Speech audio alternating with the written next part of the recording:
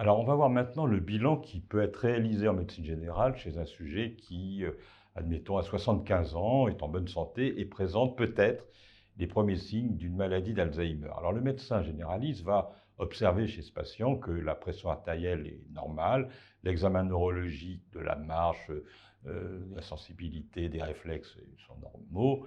Il va en revanche lui faire décrire les événements récents, les activités de la veille, qu'est-ce que vous avez eu à dîner la veille, qu'est-ce que vous avez fait ce week-end dernier, le réveillon du Nouvel An, etc. Il va se rendre compte qu'il y a des difficultés à récupérer de l'information.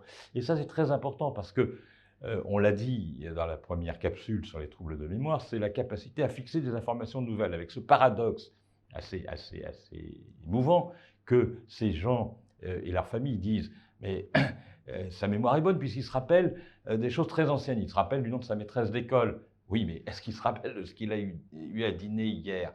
Non, non, mais il ne se rappelle pas de ça, mais il se rappelle de son mariage. Oui, mais est-ce qu'il se rappelle de ce qu'il a fait ce week-end dernier, etc. La mémoire a toujours fonctionné, donc ça veut dire que ce patient a mis plein de choses dans le sac à mémoire, dans le sac à souvenirs, mais est-ce qu'il est capable de former des informations nouvelles? Est-ce qu'il est capable de transformer des informations qu'il voit en nouvelles traces de mémoire? Est-ce qu'il est capable de faire de nouveaux souvenirs?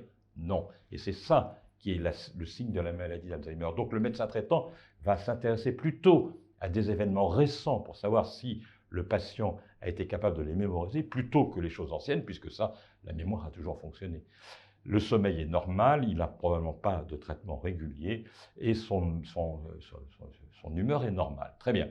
Il va lui faire quelques tests. Alors, généralement, aujourd'hui en France, il y a quelques tests que l'on choisit de faire. Le test de l'horloge est un test qui est intéressant, 2-3 minutes, peut-être un peu plus. Et surtout, il permet d'avoir une idée assez globale sur un certain nombre de fonctions cognitives. La planification d'une tâche, la reconstruction d'une image graphique, les habiletés visuospatiales et l'exécution motrice. Et on voit d'ailleurs, effectivement, en fonction du stade, des perturbations dans la capacité à la fois à placer les chiffres des heures et bien sûr à placer les aiguilles comme il faut pour réaliser 11h10 par exemple. Voilà.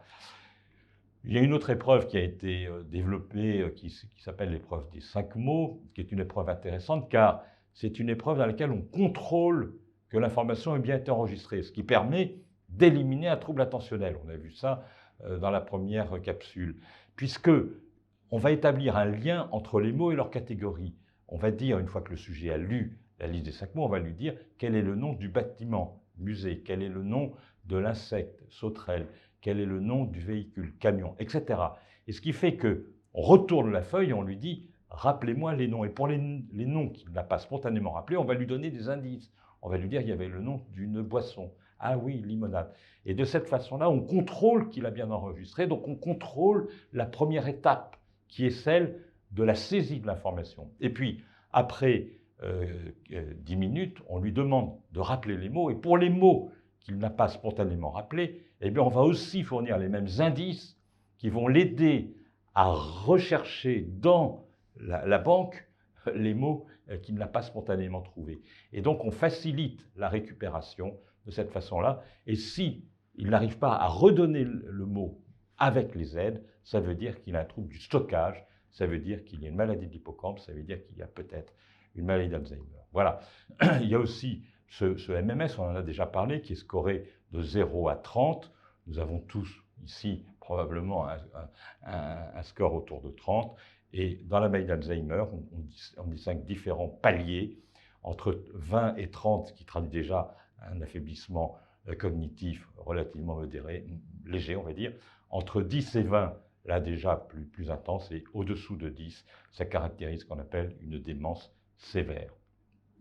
Enfin, l'échelle des activités de la vie quotidienne, on a vu ça lors de la dernière capsule sur les troubles psychocomportementaux, c'est ce qui va nous permettre de définir l'autonomie du sujet et qui va nous permettre de dire si le sujet est ou non indépendant dans les activités de la vie quotidienne ou s'il a besoin d'être aidé pour utiliser le téléphone, pour se déplacer, pour prendre ses médicaments, pour gérer son budget. Et là, il aura franchi le seuil du cap de la démence. C'est un sujet qui est dément, c'est un sujet qui a perdu son autonomie. Donc, vous voyez, le médecin généraliste a quelques tests qui lui permettent de voir s'il y a des troubles cognitifs, s'il y a des troubles de mémoire, s'il y a des troubles cognitifs avec le MS, et s'il y a des troubles qui retentissent sur l'activité de la vie quotidienne. Donc si les troubles cognitifs permettent malheureusement de caractériser un état de démence. À partir de là, il va faire un bilan biologique qui sera normal puisque dans la maladie d'Alzheimer, il n'y a pas de troubles bilan biologique, si ce n'est s'il y a des maladies associées. Il peut y avoir des troubles cardiovasculaires associés parce que ce sont des patients qui ont un certain âge.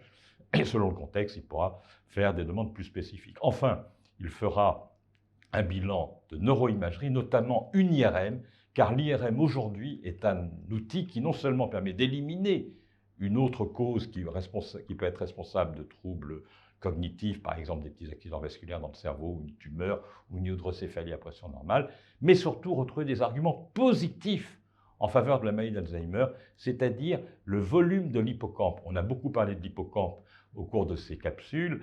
On a dit que l'hippocampe était la région qui était fragilisée dans la maladie d'Alzheimer très précocement. Et vous voyez sur la diapo en haut à droite, eh bien, des flèches qui vous montrent comme un petit ballon de rugby un peu ovale, eh bien, c'est le volume de l'hippocampe. Et on regarde ce volume de l'hippocampe, on voit si l'hippocampe est bien développé ou si au contraire il est un peu atrophié, comme on le voit sur les slides, sur les coupes précédentes, et qui montre qu'il y a une atrophie progressive, voyons, au fur et à mesure du temps. Là, on voit 1, 2 et 3.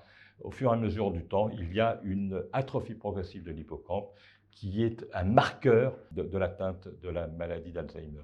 Et vous savez qu'aujourd'hui, il y a souvent dans les rapports de neuroradiologie la notion de stade de Schelltens, Schelltens 1, Schelltens 2, Schelltens 3, qui score le degré d'atteinte de cette atrophie hippocampique. Voilà ce que fait généralement le médecin généraliste, vous voyez, un bilan clinique, des tests simples, un bilan biologique qui est généralement normal, et puis un examen de neuroimagerie, souvent l'IRM, qui permet de focaliser sur le volume de l'hippocampe.